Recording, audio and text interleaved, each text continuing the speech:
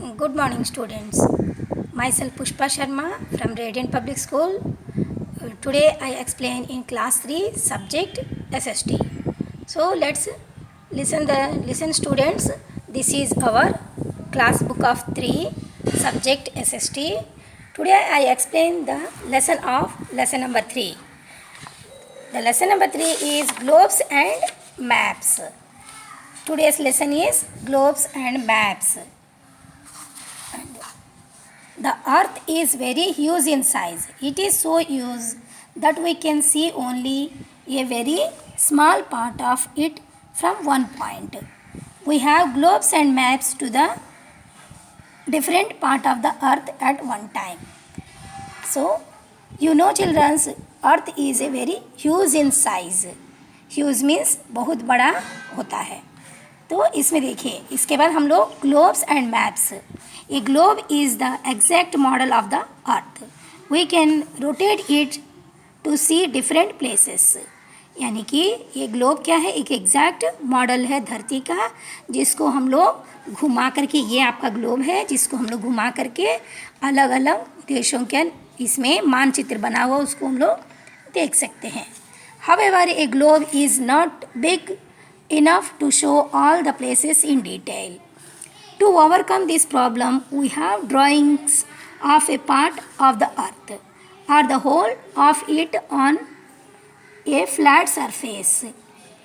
Such drawings are called maps. So students, मतलब this is our globe and okay, और हमें क्या करना था कि ये ग्लोब के अलावा हम लोग ग्लोब पे तो हमारा लिए एक गोलाकार ग्लोब होता है, लेकिन उस ग्लोब को हम लोग सारे देशों का मानचित्र बना हुआ रहता है.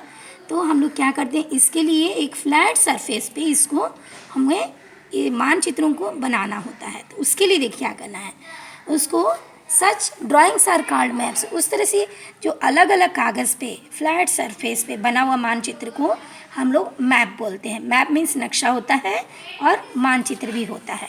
A map can be big और small. We can hang a big map on a wall. We call it a wall map. तो ये मैप को हम लोग क्या कहते हैं, छोटा या बड़ा साइज़ में होता है, और बड़े साइज़ का जो होता है उससे हम लोग उसको हैंग कर सकते हैं, यानी कि दीवार पे हम लोग लटका सकते हैं. उसको वॉल मैप भी कहते हैं. An atlas is a book of maps. तो एटलस को ही कहते हैं हम लोग बुक ऑफ मैप, जिसका एक किताब होता है, यानी कि मानचित्र का एक किताब होता है, उसको हम लोग एटलस बोलते हैं. ये atlas are now available in multimedia format also. There are 2 types of maps. यानी कि मानचित्र 2 तरह का होता है, जिसमें पहला physical map, it shows mountain, rivers and plains. Second political map, it shows the states and cities of a country. It also shows the boundaries of different neighboring countries. Thereafter, direction on a map, यानी कि दिशाएं हैं. ये मानचित्र पर दिशाओं के बारे में हम लोग इसमें पढ़ेंगे. There are 4 main directions. They are north, south, east and west. If you stand facing on a map, the top part of the map is north, the bottom is south. To your right is east and to your left is west. Directions are also marked on the map. They help us in locating places on the map. यानी कि मानचित्र पे मतलब हमें दिशाओं को दर्शाना, जैसे कि उत्तर, दक्षिण, पूरब, पश्चिम. An instrument called compass help us find the directions. It has a needle which always points to the north. When we know where north lies, we can find out the other 3 directions.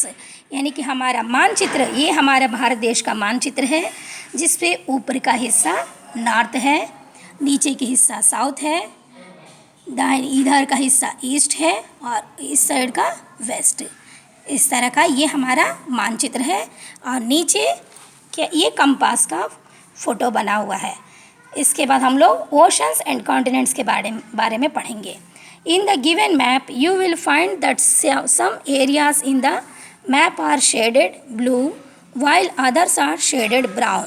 यानी कि इस मानचित्र में मतलब कि इसमें कुछ areas को शेडेड ब्लू में किया गया है और कुछ शेडेड ब्राउन कलर में किया गया है.